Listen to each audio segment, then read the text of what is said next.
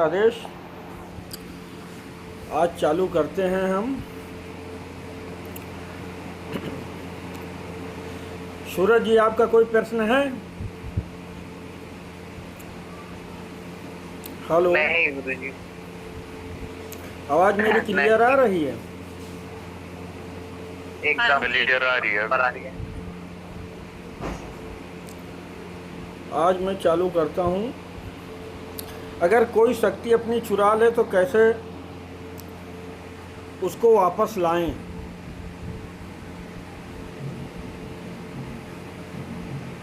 Oscar के लोग, तांत्रिक लोग क्या करते हैं, लोग शक्ति चुरा लेते हैं। होता है ना जीवन में ऐसा। हाँ जी, होता है। कोई भगत या कोई अघोरी या कोई तांत्रिक, जब हम उसके पास जाते हैं अपना अच्छा करवाने के लिए, तो लोग क्या करते हैं कि अच्छी शक्ति देखते हैं तो उसकी शक्ति चुरा लेते हैं। कैसे चुराते हैं गुरुजी? हाँ, अब आपका प्रश्न है कैसे चुराते हैं। बहुत सही। चुराने का बहुत लोग क्या करते हैं, जैसे थोड़े से चावल ले लेते हैं या लौंग ले लेते हैं, कहते हैं कि अपने ऊपर से 7 बार उतार के दो हमें। आपने अस्कर के सुना होगा, देखा भी होगा। तो उसमें क्या होता है कि जब देते हैं तो उसमें से अच्छी शक्ति रख लेते हैं, और या तो क्या करते हैं कि माथे पर हाथ रखते हैं जहाँ पे हमारी थर्ड आई चलती है। आज्ञा चक्र पे? हाँ, आज्ञा चक्र पे। हाँ जी, हाँ जी। या तो बहुत लोग आशीर्वाद के रूप में देने में ले लेते हैं। तो नंबर 1 तो वहाँ पे हाथ मत रखने दें, ठीक है। और दूसरी बात, जब मांगे तो आप बोलें कि आप ऐसे देख लें, क्योंकि हमें पता नहीं होता, जाने अनजाने में लोग हमारे साथ गलत कर बैठते हैं। और ये पंजाब हरियाणा में कुछ ज़्यादा ही चलता है। लुधियाना हो गया, पंजाब हो गया, इधर कुछ ज़्यादा ही चलता है ये कार्यक्रम शक्ति चोरी का। और दूसरी बात ये है कि अगर शक्ति चुरा लिया है तो कैसे हम उसको वापस लाएं। उसके लिए मैं एक मंत्र दे दूंगा। वो मंत्र लमसम सभी को आता है, खाली उसके नीचे लाइन में जो एक नीचे और मंत्र जुड़ता है वो किसी के पास नहीं है। ओम परम ब्रह्म पाहि पाहि कुरु कुरु स्वाहा। तो इसमें स्वाहा नहीं लगता है, इसी नीचे लाइन में एक लाइन और जुड़ जाता है, ईशावर मंत्र में आता है। इसका एक माला जाप किया जाता है, मैं डिस्क्रिप्शन लिंक में लिख दूंगा। और एक लाइन का जाप, एक मन जो हमारा माला होता है 108 गुरिये का, मन का छोड़ के एक माले का जाप करते हैं और एक माले का हवन करते हैं। हवन में कुछ सामग्रियाँ ऐड होती हैं, जैसे काला तिल है, चावल है, गूगल है, लोबान है और हवन सामग्री है। और इसमें हवन प्रज्वलित किया जाता है। पहले गणेश जी की पूजा की जाती है, एक पान रखा जाता है, उस पर एक सुपारी रखी जाती है, हल्दी कुमकुम चंदन से उनको चढ़ाया जाता है। दुबरुआ जो घास होती है, दूब जिसे हम बोलते हैं, 5 दूब रख देते हैं और कलेवा चढ़ा देते हैं। उसके बाद धरती माता को प्रणाम करते हैं, धरती माता से आज्ञा लेते हैं। उसके बाद फिर गुरु को याद करते हैं, गुरु का एक माला मंत्र जाप मारते हैं। उसके बाद जो मंत्र मैं लिख के दूंगा, उस मंत्र का एक माला आप जाप करेंगे।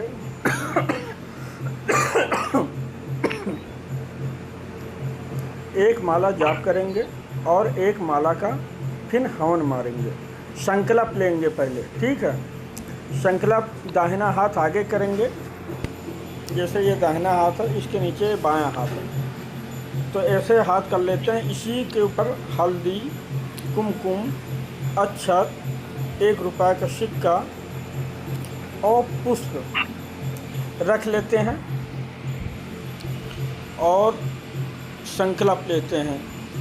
अगर आप उस व्यक्ति का नाम जानते हैं तो ठीक है, नहीं जानते हैं तो अज्ञात दुश्मन या अज्ञात तांत्रिक बोल देते हैं, क्योंकि माता जी सबको जानती हैं। ठीक है, तो अज्ञात शत्रु, दुश्मन जैसे चुरा लिया तो अज्ञात शत्रु बोलते हैं, या कोई तांत्रिक ने चुरा रखा तो अपने हिसाब से आप बोल लेना। ठीक है, और इसमें 5 प्रकार की मिठाई लगती हैं। 5 प्रकार की मिठाई जो होंगी, 5 पीस अलग अलग। जैसे बर्फ़ी है तो बर्फ़ी दोबारा नहीं होना चाहिए, लड्डू ले लेते हैं।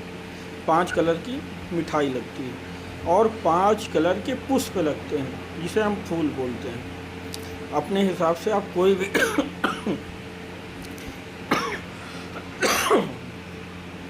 कोई फूल ले सकते हैं। और जब हवन जलाएंगे तो गणेश जी की पूजा कर लिए, धरती माँ के कर लिए और गुरु की कर लिए। अब अग्नि प्रज्वलित करेंगे और उस पर हल्दी, कुमकुम, अक्षत, पुष्प चढ़ाएंगे, 5 फूल चढ़ाएंगे, 5 प्रकार की मिठाई रखेंगे। अग्नि प्रज्वलित हो जाएगी। उसके बाद जो संकल्प बताया जैसे वो संकल्प लेंगे। संकल्प लेने के बाद जो मंत्र दे रहा हूँ उसी मंत्र का आप लोगों का 1 माला हवन मारना होगा। 1 माला पहले जाप, 1 माला हवन। हवन करने के बाद आप देखेंगे थोड़ी देर बाद आपको महसूस होने लगेगा। लगता है मेरा नट कमज़ोर हो गया क्या? तो मैं बता रहा था, तो हवन करना है। ठीक है, हवन करने के बाद आप थोड़ी देर देखेंगे कि आपकी शक्ति वापस आ गई। इसमें थोड़ा समय भी लगता है। हवन करने के बाद कभी कभी 72 घंटे भी लग जाते हैं, 3 दिन का समय, नहीं तो आधा 1 घंटे के बाद तुरंत महसूस होने लगता है। इसको चाहे शक्ति उतारे को 1 साल भी हो गए हो महाराज जी, तब भी हो जाएगी? हाँ, देखो टाइम हो जाता है तो थोड़ा समय लगता है। अब जैसे कोई दवाई खाएंगे तो आप थोड़ा तो समय लगेगा ही। जैसे अब हमें खांसी आ रही है, हम दवाई खाते हैं तो 2, 4, 5 मिनट, 10 घंटा लगता है कवर होने में। और ये क्रिया जो मैं बताया हूँ, ये शुक्ल पक्ष का जो पहला मंगलवार पड़ता है तब होगा। ये हर दिन नहीं होगा। आप इसकी रिकॉर्डिंग डालेंगे ना आप? ये हाँ, डाल देंगे। जो शुक्ल पक्ष का पहला मंगलवार, जो हर महीने में शुक्ल पक्ष आता है, तो शुक्ल पक्ष के पहले मंगलवार को ये क्रिया आपको करनी पड़ेगी।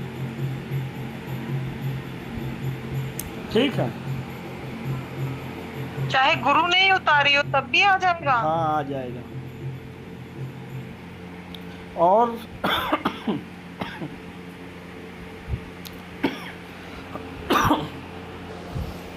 तो इसमें बहुत सहज तरीका मैंने आज आपको बताया, और इस तरीके से आप अपनी शक्ति वापस ला सकते हैं। शक्ति का नाम पता होना चाहिए, कौन सी शक्ति हमारी गई है। उस शक्ति का नाम लेके संकल्प में लिया जाता है, और गैर संकल्प के करेंगे तो आपका मेहनत पानी में चला जाएगा। ध्यान रहे, शुक्ल पक्ष के मंगलवार को करना पड़ेगा।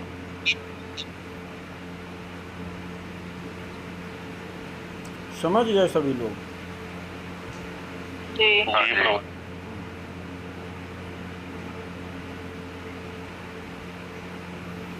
महाराज जी एक सवाल है, पूछ सकती हूँ? अच्छा, पता कैसे चलेगा? क्या चीज? एक सवाल है, पूछ सकती हूँ अगर आप परमिशन दे तो? पूछिए। जैसे एक बार मैंने दीक्षा ली थी, आपको बताया था, तो उन्होंने मेरे मतलब ना आज्ञा चक्र पे अंगूठा रख के कुछ पढ़ा था, और उसके पास चौसर खिला दिया था मुझे, वो सुई मिठाई में वो जला के, कपूर जला के। उसके बाद जैसे सवारी आनी भी बंद हो गई, तो क्या ये भी शक्ति उतारना है? ठीक है, तुम्हें पर्सनल में बता देंगे। ठीक है, ठीक है जी। और तो बाकी सब कुछ मैं बता ही रखा हूँ आपको। जी। और किसी का कोई सवाल? और आप पूछ रहे थी माला संस्कारित कैसे करें। हाँ जी। सबसे सहज तरीका है, माला लीजिए। हर महीने में शिवरात्रि आती है। शिवरात्रि के दिन भोलेनाथ के मंदिर जाइए, और भोलेनाथ अगर उस पर कूड़ा कबाड़ा है तो साफ कर लीजिए। साफ करने के बाद अपनी माला उस पर चढ़ा दीजिए। चढ़ाने के बाद पंचोपचार भोलेनाथ की पूजा करिए। और लोग उस पर पूजा कर रहे हैं, दूध ना रहे, पानी जल चढ़ा रहे हैं, जो कर रहे हैं करने दीजिए। आपकी माला उसी पे पड़ी रहने दीजिए। और ओम नमः शिवाय का 5 अक्षरी मंत्र का आपको जाप करना पड़ेगा।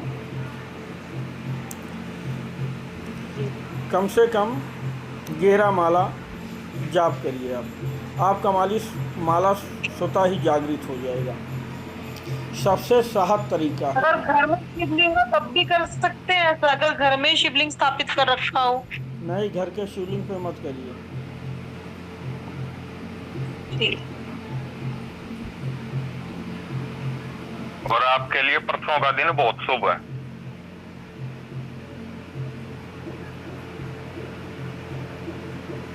अमावस नहीं, परसों शिवरात्रि है। अच्छा जी। एकदम सबसे सहज तरीका बताया हूँ। 14 से मेरे ख्याल से उस दिन सोमवती अमावस्या पड़ी है। 2 तारीख को सोमवती अमावस्या है। 1 तारीख की कर रहा हूँ ना मैं रोहित भाई। 1 तारीख को 14 पड़ी है। हाँ, 14 की होती है शिवरात्रि। अच्छा, 14 को होती है। मैं त्रयोदशी की सोच रहा था। नहीं, 14 को होती है। एकदम सबसे तो ये सहज 14 तरीका वैसे मैं काली बता रहा 14 है, बढ़िया है। क्योंकि अगली बार पितृपक्ष पड़ जाएंगे ना। हाँ जी, अगली बार उसमें होगा नहीं। नहीं पितृपक्ष में नहीं होता है। अच्छा प्रभु जी, पितृपक्ष में कोई भी पूजा नहीं है क्या? नहीं, जो पहले से चल रही हो वही अगर चलेगी बात। कुछ आपका चल रहा है, संकल्प है, तो चलेगा। और संकल्प नहीं है तो नया कार कोई पितृपक्ष में काम नहीं होता, क्योंकि मरपख लग जाता है। जी जी। गरु दिन चढ़ जाते हैं। अच्छा जी। हाँ, इसमें पितरों को पानी दिया जाता है। जी जी। और जो साल भर से प्यासे रहते हैं उनको पानी पिलाया जाता है, तर्पण किया जाता है। तो जब वो खुश होते हैं तो आशीर्वाद देते हैं। हमारे सारे काम अपने आप स्वतः ही होने लगते हैं। और तो बाकी इसकी जानकारी मैं आप लोगों को बता रखा हूँ।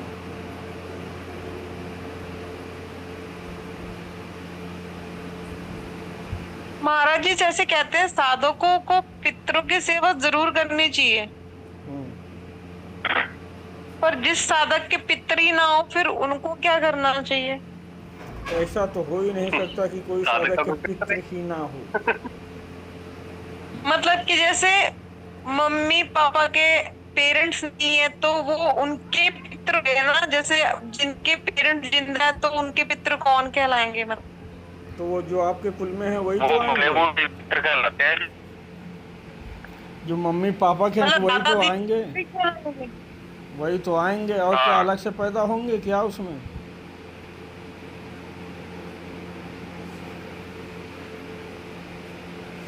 बोलिए। अलग से तो भाई बन के आएंगे नहीं।